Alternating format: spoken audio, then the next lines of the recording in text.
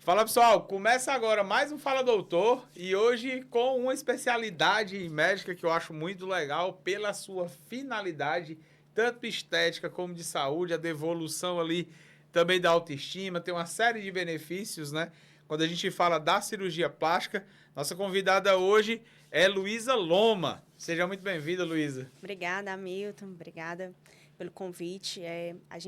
Eu trabalho na parte da cirurgia plástica. Eu costumo dizer que a estética ela tem que estar alinhada com a saúde. Não existe aquela paciente que está bem somente com a estética. Ela está bem quando ela consegue alinhar as duas coisas, certo? Então, é uma parte que eu bato bastante com a minha paciente. Um dos cargos-chefes que a gente tem no consultório é a questão da diástase, que muita gente trata como se fosse uma coisa só estética, mas a gente sabe que é uma coisa funcional também. Então, aquela paciente, o que é a diástase, né, Hamilton? É o afastamento dos músculos retos abdominais. Tá tanto em homens como em mulheres, tá? A principal causa na mulher... Esse é o meu nome chique para dizer que eu tenho uma barriguinha assaliente, é? É. Ah, agora eu vou saber responder. Não é gordura, é diástase. É diástase. Viu? Mas a principal causa que a gente sabe é após a gestação, certo? As mulheres, as mães, sabem que a barriga não volta para o canto depois da gestação. Principalmente quando tem 2, 3 filhos, fica cada vez mais difícil esse músculo que aumentou para caber, o útero com o bebê, voltar para o canto. E a gente sabe também que a diástase, que é esse afastamento do músculo, ela provoca dor nas costas, provoca incontinência urinária, alteração do hábito intestinal. Então, ela dá uma série de sintomas para aquela paciente que ela trata como normal. Depois, não, é porque eu estou muito cansada, é porque os hormônios, é porque eu não estou dormindo direito. E aquilo ali não é normal. A gente tem que devolver para essa mulher a qualidade de vida dela. Até porque para ela criar os filhos, manter a sua rotina, ela tem que estar bem. Se ela não estiver bem, ela não consegue sustentar isso aí. A gente vai entrar mais nesses aspectos mais técnicos, Luiz, mas eu queria primeiro entender mais também quem é a Luísa, né? A gente é conterrâneo de Fortaleza e estamos aqui em Sobral. O que a Luísa vai fazer em Sobral, né? Para quem não me conhece, eu sou Luísa, eu sou médica desde 2015, tá? Fiz residência de cirurgia geral em Fortaleza, no Hospital do Valdemar de Alcântara, e fiz residência em cirurgia plástica no IJF, no Instituto José Frota. E eu vim para Sobral...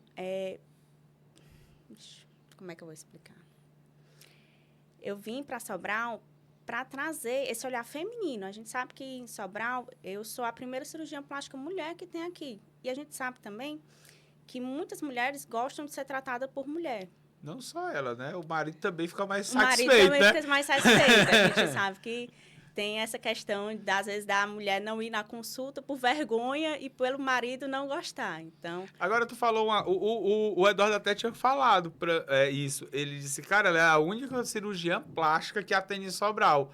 E eu não tinha me tocado. E eu atendo alguns cirurgiões aqui e eu percebi que realmente... não tinha. Aí eu fui fazer uma varredura mental aqui, eu disse assim, realmente tem não. É ela mesmo, só tem você. Só tem... por enquanto, né? Agora tu tá revelando o segredo, tu vai ver segunda-feira. Opa!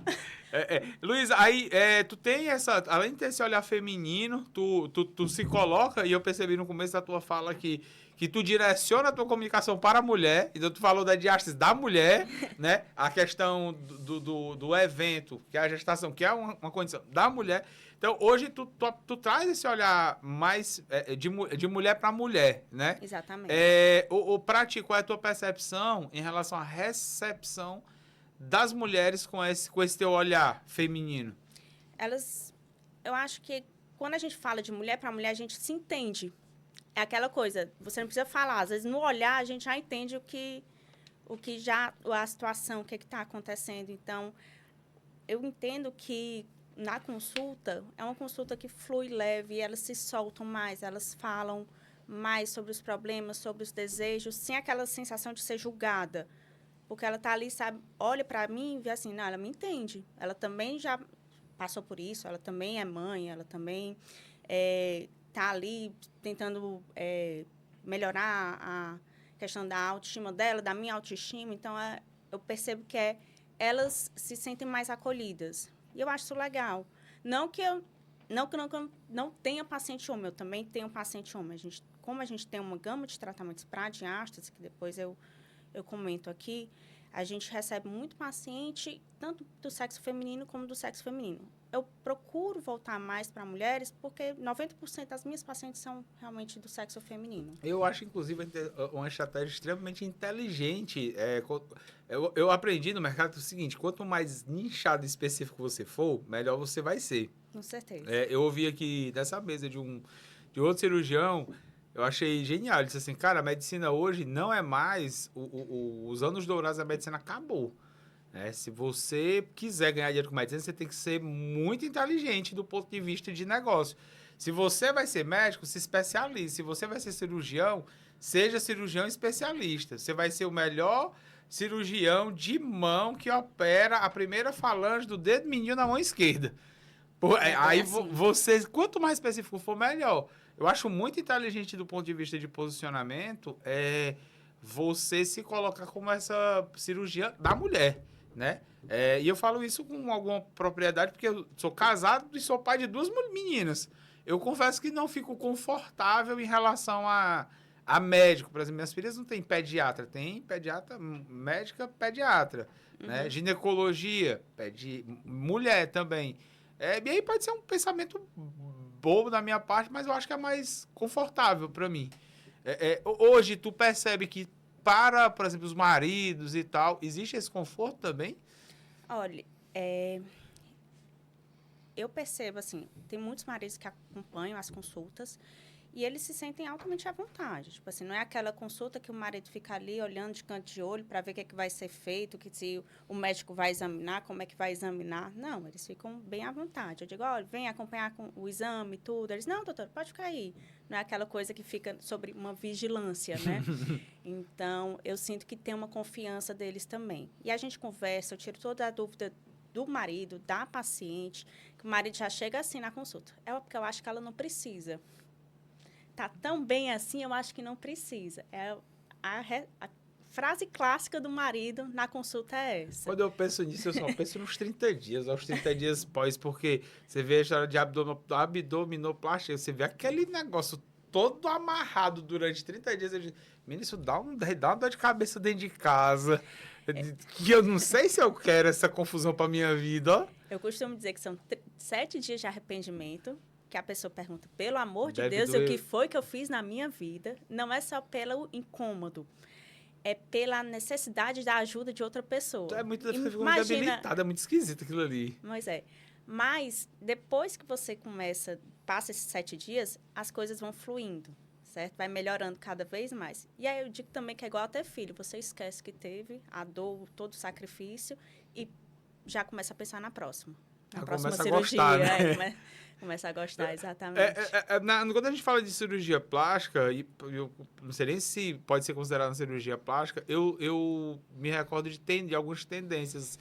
O que foi que aconteceu com a tal das lipoaspiração? Que nunca mais ouvi falar nisso. Tem, inclusive a gente fez uma ontem. Mas mudou de nome? Muda de nome constantemente. Mas no fim do dia é a mesma. O princípio é a mesma coisa. Como é o nome moderno dela? Tem lipo HD, lipo de definição, lipulade. Continua todos os nomes de lipoaspiração que você imaginar. Todo dia tem um novo, né? Então, a lipoaspiração é um procedimento que ela vai melhorar o contorno corporal. Então, de modo geral, ela é classificada como leve, moderada e de definição, tá? Vai depender ali da quantidade de definição que você quer.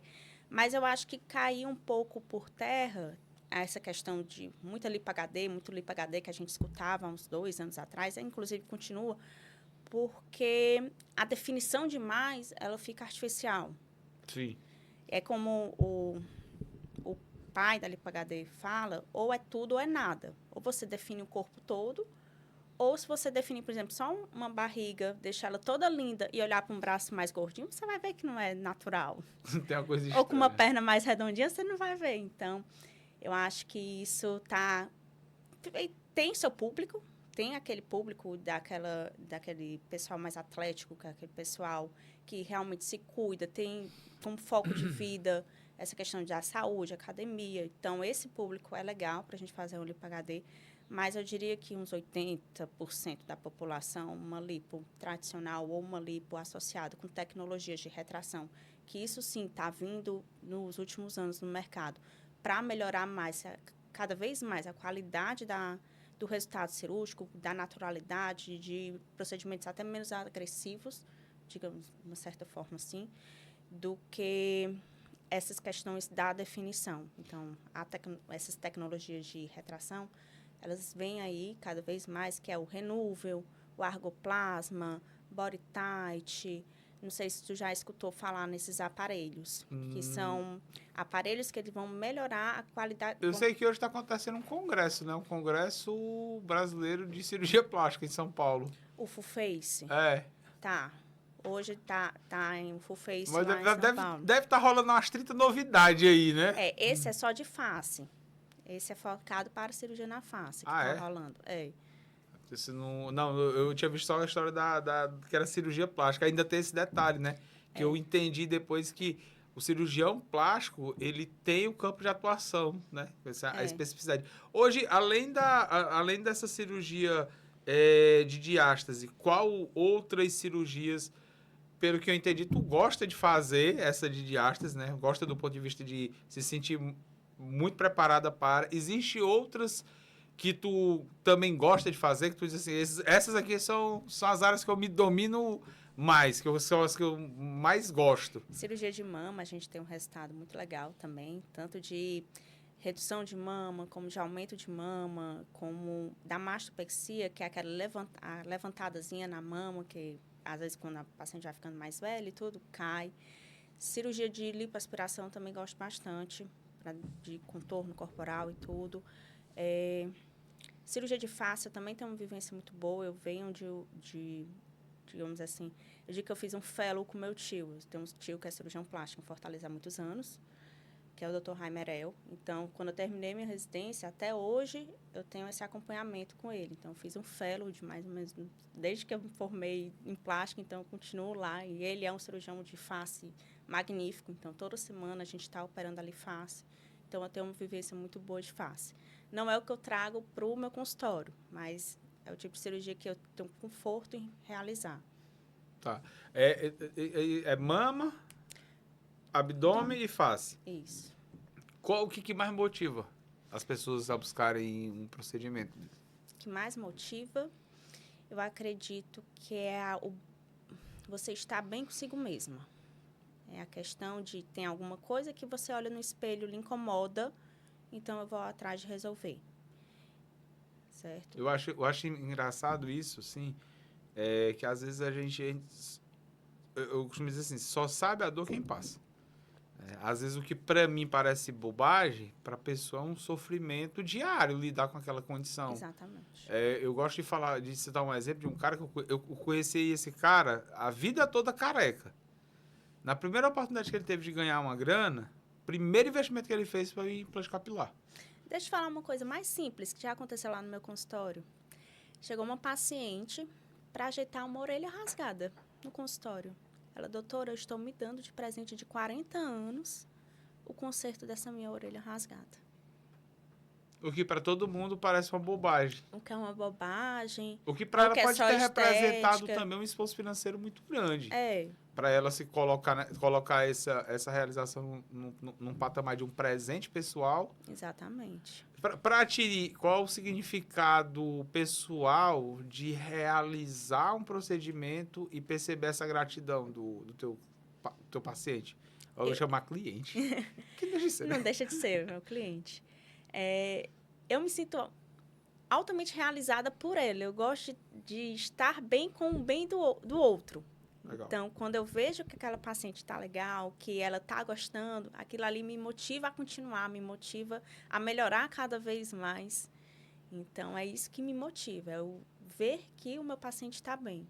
Eu costumo dizer, a gente tem um acompanhamento muito próximo no pós-operatório, né? Dos meus pacientes têm meu número pessoal, então eles me mandam mensagem, tudo. Eu costumo dizer que o paciente se torna meu amigo. Eu sei para onde ele viaja, como é o nome do marido, dos filhos.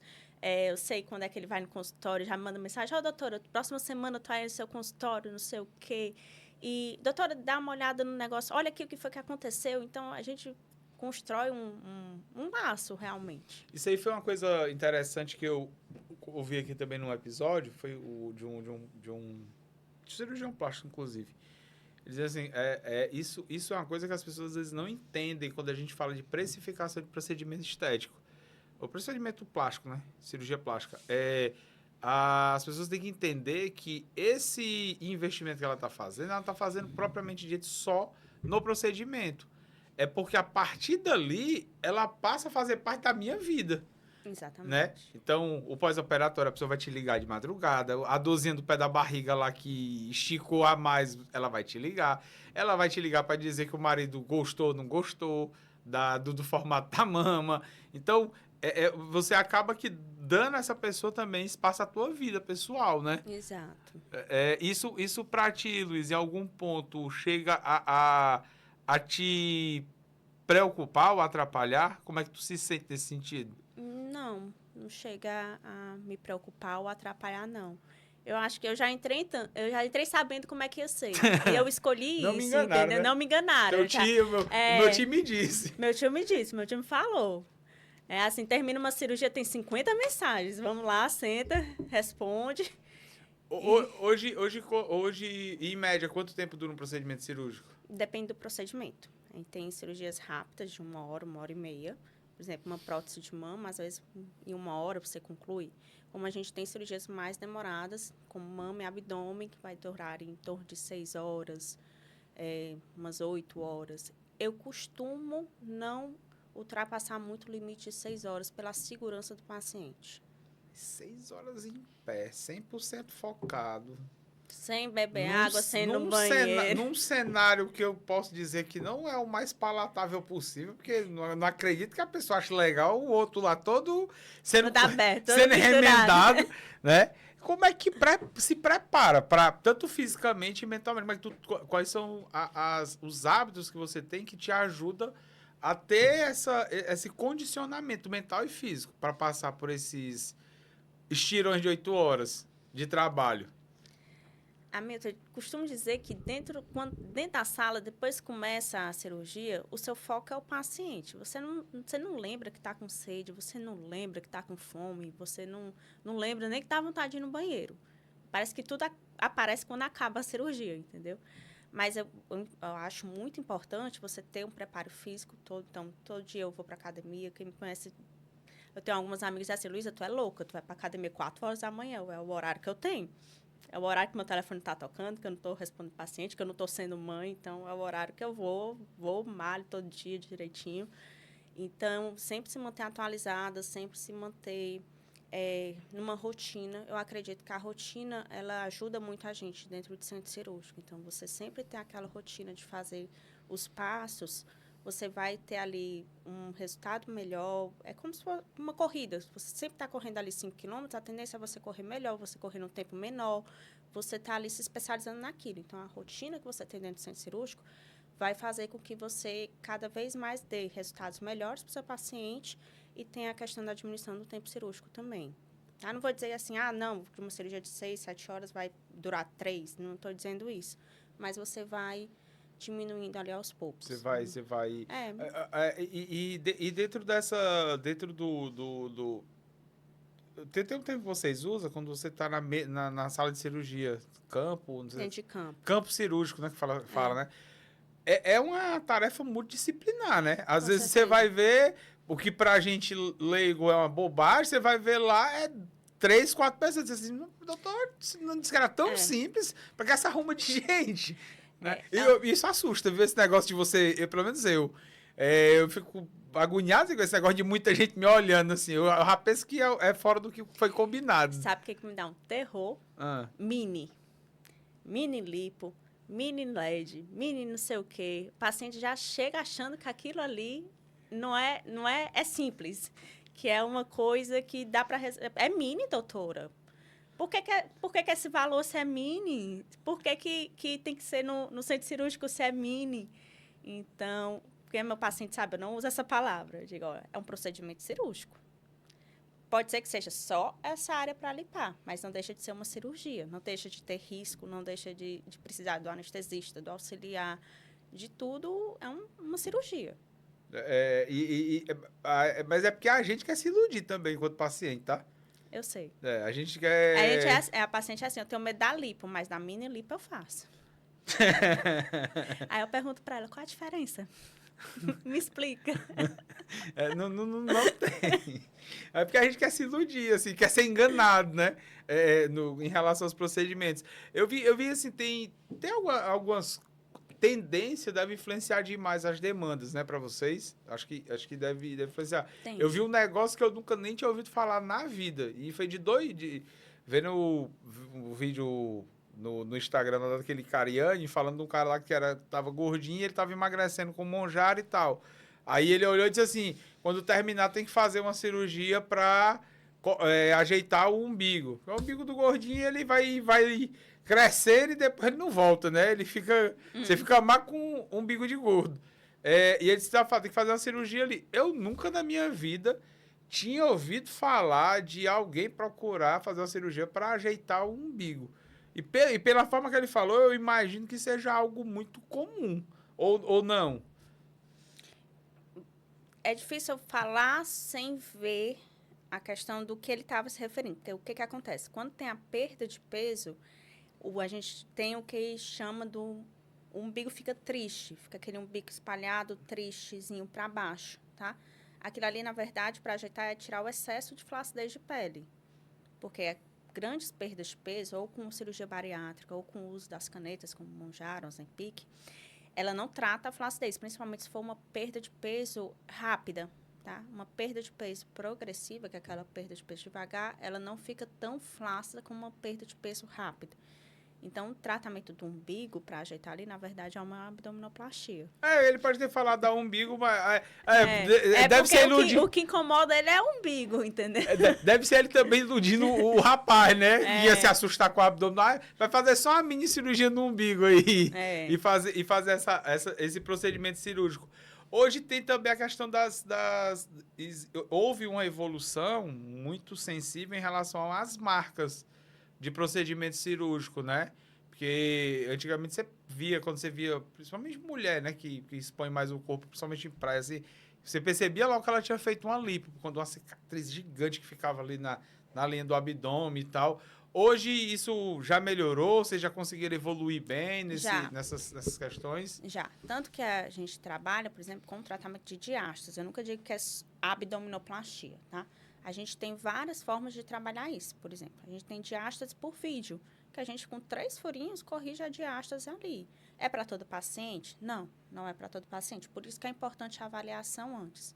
A gente tem esse tratamento da diástase por vídeo, a gente também tem o que a gente chama de MILA, que é uma lipoabdominoplastia minimamente invasiva, que a gente faz uma lipo, faz essa tecnologia de retração de pele que eu comentei mais cedo, e corrige essa diástase por vídeo. Então, uma abdominoplastia que a paciente vai ter 4 furinhos. Mas é para todo mundo, por exemplo? Não é para todo mundo. Aí chega lá o cara com 140 quilos e diz assim, eu queria fazer essa cirurgia. Eu falei, não, meu filho, não é para você não, essa daí. O seu é outro. É hora de caminhar para o especialista. Não, mas eu digo assim, às vezes tem um paciente que tem um excesso de pele muito grande e quer fazer uma coisa minimamente invasiva. Então, o que você tem que conversar com a paciente? A expectativa dela, daquela cirurgia. Então, eu alinho muito com as minhas pacientes com a expectativa do resultado final que ela quer, com o que eu posso entregar. Que isso, inclusive, é passivo de reclamação jurídica, né? A história das promessas. Eu vi um caso recente de uma médica cirurgiã, inclusive, que foi processada porque o paciente não se sentiu satisfeito com o resultado do procedimento cirúrgico. Vocês ainda têm esse risco, né? De que vocês têm que lidar no dia a dia, né? Exatamente. Por isso que eu alinho bem com a paciente. Tipo assim, o que você está querendo receber, para eu lhe entregar, eu preciso disso. Você está disposta a isso? Por exemplo, às vezes, muita gente tem receio da cicatriz da abdominoplastia, porque é uma cicatriz grande, né?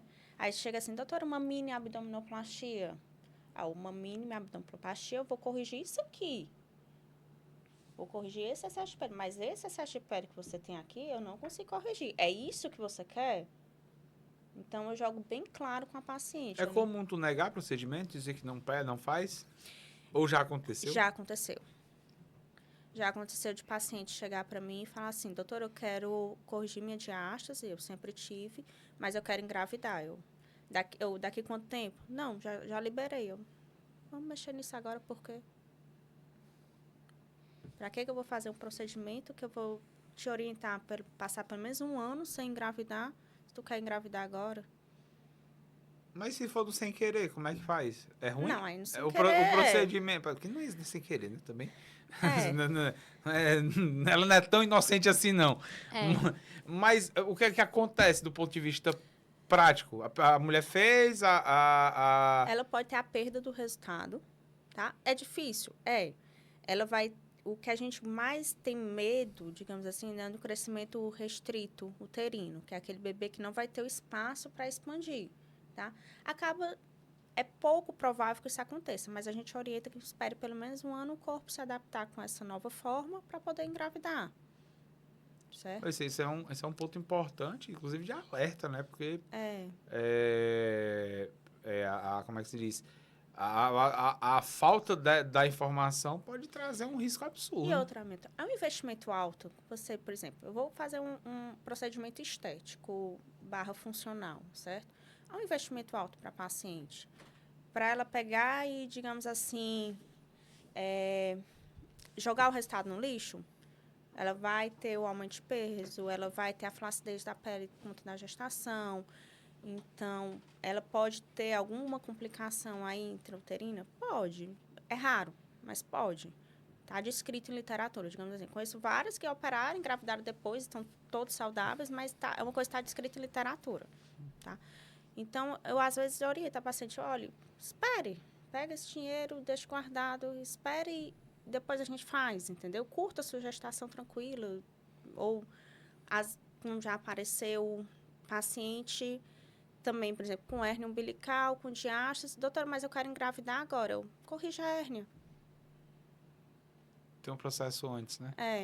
É o mais comum de aparecer lá no consultório, é aquela paciente que está preocupada com o corpo, com autoestima, mas que tem o desejo de gestar. Esse é o público mais comum que aparece. É o que mais bate a porta, né? Mas eu acho que entra de novo no campo da educação, né? Tem que ter uma jornada, tem as fases da vida. Primeiro você era criança, ficou adulto, vai reproduzir. Depois, faz a reforma. Não precisa ser tudo junto, né? Tem algumas pacientes, por exemplo, que a gente já trabalha, já chega assim, não, doutora, eu não quero ter filho agora, eu quero focar em mim, tudo. Essa paciente está ótima, ela quer focar nela. Se tu pudesse dizer quem é a tua paciente, a persona que mais bate na tua porta, ela tem que idade... Tem filho, é casada, quem é... Normalmente que... Assim, a gente tem padrões, né? O ser humano, ele é um ser, por mais que único, ele tem padrão. Que é a pessoa que bate mais na tua porta, quem é a mulher, Pronto. O perfil dela. A minha persona, a tua persona. A persona de minha paciente. É uma paciente que já é mãe, certo? Que tem sua vida ativa, tanto no mercado como na saúde, que se cuida, que tem uma alimentação equilibrada e que quer melhorar ali.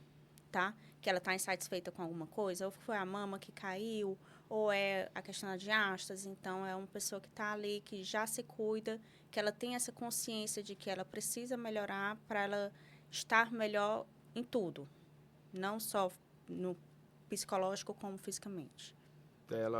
E ela tem mais ou menos que idade, essa mulher? Seus 35 a 45 anos, é esse mais o perfil. Financeiramente estável, né? Exatamente. Está na fase produtiva. Legal. Em geral, Luísa, como é que está impactando a demanda por esse tipo de procedimento, as tais canetinhas? Né? Porque gente emagrecendo tem demais. Tem demais. Então, e chegam lá, doutora, é porque eu tô tomando Monjaro, eu tô tomando Ozempic, eu tenho que suspender quantos dias antes? Já chega assim.